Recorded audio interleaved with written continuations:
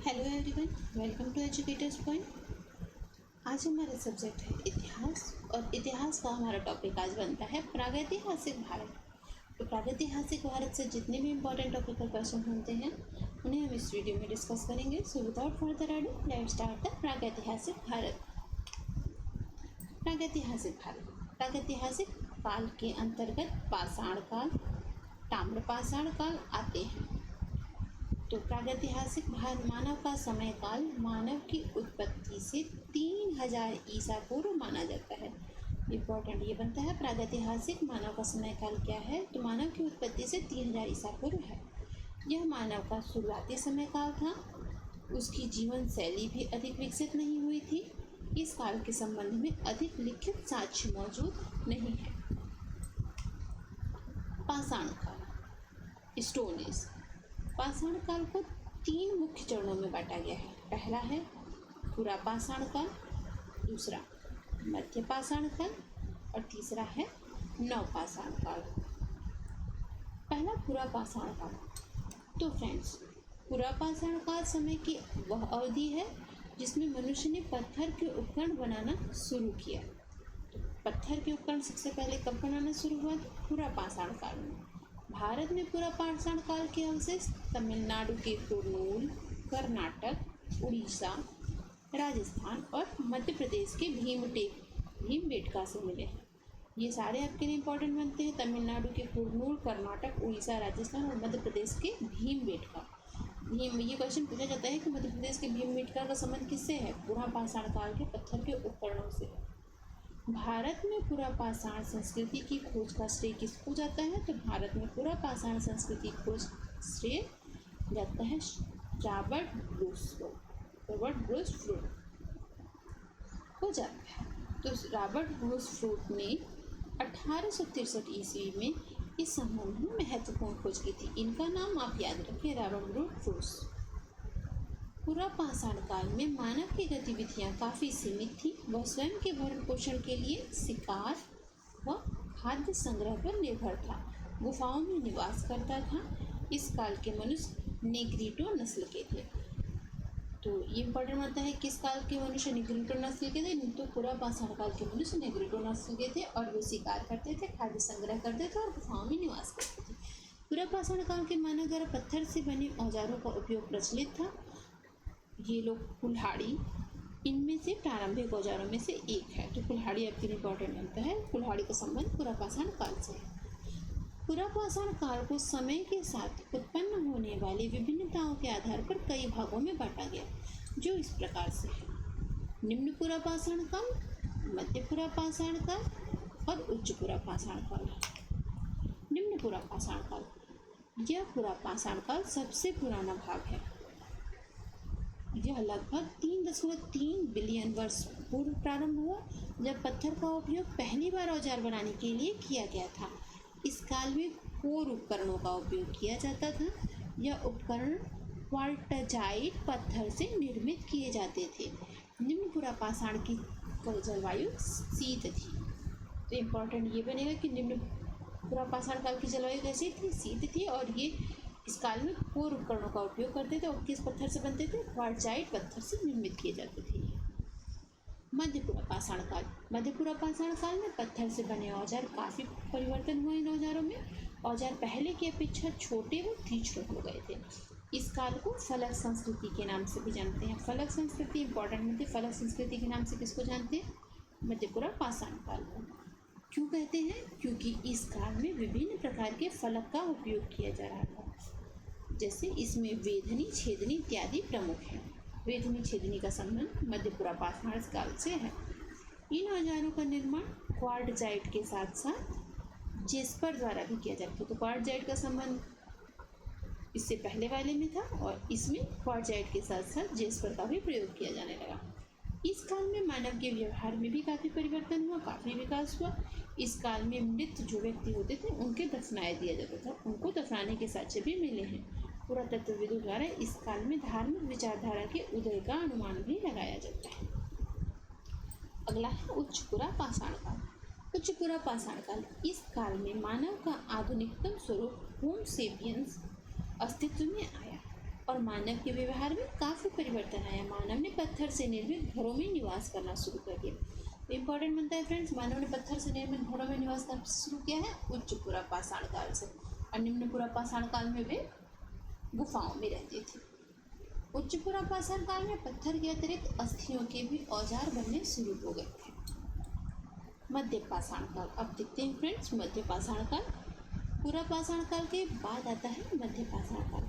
पुरापाषाण काल के बाद मध्य पाषाण काल शुरू हुआ। यह पुरापाषाण और नवपाषाण काल के बीच का काल है। इस काल में मानव की जीवन शैली में काफ़ी परिवर्तन आया। मानव द्वारा खाद्य संग्रहण की प्रक्रिया इस काल में शुरू हो गई। औजारों का आकार व प्रकार भी बदल गया। औजारों को पकड़ने के लिए लकड़ी का उपयोग किया जाने लगा। यह नए औजार अधिक नुकीले व तीखे थे। इस काल में आरंभिक खेती व पशुपालन के संकेत मिलते हैं। तो खेती और पशुपालन मध्य पाषाण काल से शुरू हुआ है। भारत में आरंभिक खेती के साथ राजस्थान के बागौर, मध्य प्रदेश के आदमगढ़ से मिलते हैं। तो ये दोनों इम्पोर्टेंट बनता है, राजस्थान का बागौर और मध्य प्रदेश के आदमगढ़ से आरंभिक खेती हुई थी भारत में। अगला है हमारा नवपाषाण काल। तो नवपाषाण काल में मानव का जीवन एक सीमा तक सुनियोजित था और स्थायी निवास स्थान में निवास करता था। इस काल में मिट्टी के सरकंडे से निर्मित घर प्रधान थे। यह गोलाकार अथवा आयताकार घर बनवाते थे। इस काल में कृषि प्रधान व्यवसाय बन चुका था। तो इस फ्रेंड्स इम्पोर्टेंट है कि नवपाषाण काल में कृषि लोगों का प्रधान व्यवसाय था। अब आता है अगर ताम्रपाषाण काल। तो फ्रेंड्स नवपाषाण काल के बाद ताम्रपाषाण काल शुरू हुआ। ताम्रपाषाण काल में धातुओं का उपयोग शुरू हो गया था। इस काल में पत्थर के औजारों के साथ साथ सर्वप्रथम तांबे के औजारों का उपयोग किया गया। तो फ्रेंड ताम्र नाम से आप समझ गए होंगे, ताम्र मतलब तांबा। तो इसी काल में पत्थर के औजारों के साथ साथ सर्वप्रथम तांबे के औजारों का उपयोग भी किया जाने लगा। इस काल में धातुओं का उपयोग आरंभ हुआ और सबसे पहले उपयोग की जाने वाली धातु थी तांबा। मोस्ट इंपॉर्टेंट क्वेश्चन एग्जाम में कई बार पूछा जा चुका, सबसे पहले किस धातु का उपयोग किया गया था? आंसर होता है तांबा। इसी कारण इस काल का नाम ताम्रपाषाण काल पड़ा। ताम्रपाषाण काल में कृषि में काफ़ी बदलाव आए। इस समय काल में गेहूँ, धान, दाल इत्यादि की खेती की जाती थी। इम्पॉर्टेंट है, पूछा जाता है गेहूँ, धान, दाल इत्यादि की खेती कब से शुरू हुई? ताम्रपाषाण काल से। ताम्रपाषाण काल में कला शिल्प का काफ़ी विकास हुआ। इस दौरान हाथी के दांत से बनी कलाकृतियाँ, टेराकोटा की कलाकृतियाँ व अन्य शिल्प संबंधी कलाकृतियों का निर्माण किया गया। ताम्रपाषाण काल में मातृ देवी की पूजा की जाती थी। इम्पॉर्टेंट है, ताम्रपाषाण में किसकी पूजा की जाती थी? मातृ देवी की पूजा की जाती थी। और बैल को धार्मिक प्रतीक माना जाता था। बैल धार्मिक प्रतीक का चिन्ह था। चित्रित मृदभांड का प्रयोग, फ्रेंड्स इंपॉर्टेंट लाइन, चित्रित मृदभांड का प्रयोग सर्वप्रथम ताम्रपाषाण काल में ही आरंभ हुआ है। तो चित्रित मृदभांड का प्रयोग सबसे पहले कब हुआ? ताम्रपाषाण काल में हुआ। ताम्रपाषाण काल में मातृ देवी की पूजा होती थी, बैल को धार्मिक प्रतीक का चिन्ह माना गया और चित्रित मृदभांड का प्रयोग किया गया। वेरी इंपॉर्टेंट, खेती में गेहूँ, धान और दाल की खेती की गई। सबसे पहले तांबे का प्रयोग किया गया। कुछ ताम्रपाषाणिक संस्कृतियों का संक्षिप्त विवरण निम्नलिखित है, देखते हैं। मालवा की संस्कृति। फ्रेंड्स मालवा की संस्कृति, इस संस्कृति में मालवा मृदभांड का प्रयोग किया जाता था। यह मृदभांड ताम्रपाषाणिक संस्कृतियों में सर्वोत्तम था। जोरवे की संस्कृति, जोरवे संस्कृति या संस्कृति ग्रामीण थी। जोरवे संस्कृति एक ग्रामीण संस्कृति है। इसकी तैमाबाद और इनाम गांव बस्तियों में सीमित नगरीकरण था इसका। इस संस्कृति का सबसे बड़ा स्थान क्या था? दैमाबाद। जोरवे संस्कृति का सबसे बड़ा स्थान कौन सा है? दैमाबाद। इनाम गांव बस्ती किलाबंद थी और यह खाई से घिरी हुई थी। फ्रेंड्स ध्यान से सुनिएगा, हर लाइन इंपॉर्टेंट है। इनाम गांव बस्ती किलाबंद थी और यह खाई से घिरी हुई थी। खुदाई के दौरान इस संस्कृति में 5 कमरे वाले घर के अवशेष मिलते हैं। अगला है हमारा अहाड़ संस्कृति, इसे ताम्रवती भी कहा जाता है। तो फ्रेंड्स ताम्रवती संस्कृति किसे कहा जाता है? अहाड़ संस्कृति।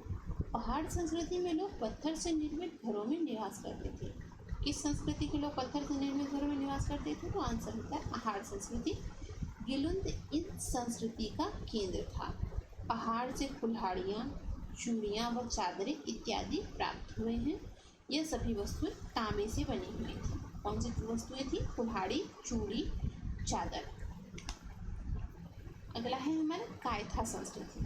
तो कायथा संस्कृति में सेटेटाइट और कार्नेलियन जैसी कीमती पत्थरों से गोलियों के हार प्राप्त हुए हैं। किस चीज़ के? सेटेटाइट और कार्नेलियन जैसी कीमती पत्थरों के हार प्राप्त हुए हैं। मालवा से चरखे और तकलियाँ, महाराष्ट्र से सूत और रेशम के धागे, कायत से मनके के हार प्राप्त हुए हैं। इस आधार पर यह कहा जा सकता है कि ताम्रपाषाण के लोग कताई बुनाई और आभूषण कला के बारे में भी जानते थे। तो इम्पॉर्टेंट है, ताम्रपाषाण काल के लोग कताई बुनाई और आभूषण कला के बारे में भी जानते थे। मोस्ट इम्पॉर्टेंट है। अगला है हमारा महापाषाण संस्कृति। पत्थर की कब्रों को महापाषाण कहा जाता था। तो फ्रेंड्स इम्पॉर्टेंट है, महापाषाण किसे कहते थे? पत्थर के कब्र को महापाषाण कहते थे, जिसमें मृतकों को दफनाया जाता था। यह प्रथा दक्कन, दक्षिण भारत, उत्तर पूर्वी भारत और कश्मीर में प्रचलित थी। इसमें कुछ कब्रें भूमि के नीचे और कुछ भूमि के ऊपर होती थी। कुछ एक कब्रों से काल व लाल मृत भांड प्राप्त हुए हैं। मृतकों के शवों को जंगली जानवरों के भोजन के लिए छोड़ दिया जाता था। उसके बाद बची हुई अस्थियों का समाधिकरण किया जाता था। फ्रेंड्स इम्पॉर्टेंट है, महापाषाण संस्कृति में मृतकों के जो शव होते थे उनको जंगली जानवरों को भोजन के लिए छोड़ देते थे। उसके बाद जो अस्थियां बचती थी उसका समाधिकरण किया जाता था। भारत में ब्रह्मगिरी, आदिचनलूर, मास्की, कुदुकू, चिंगलपुट से महापाषाण कालीन समाधियों के अवशेष प्राप्त हुए हैं। Thank you friends, thank you for watching this video. अगर आपको ये वीडियो अच्छे लगते हो तो इन्हें लाइक करें और अपने फ्रेंड्स के साथ शेयर करें। अगर आपको हमारे वीडियोज़ पसंद आते हैं तो हमारे चैनल एजुकेटर्स पॉइंट को सब्सक्राइब करके बेल आइकन पर क्लिक करना ना भूलें, ताकि हमारे आने वाले वीडियोज़ की जानकारी आपको सबसे पहले मिले। Thank you friends, thank you, stay with us.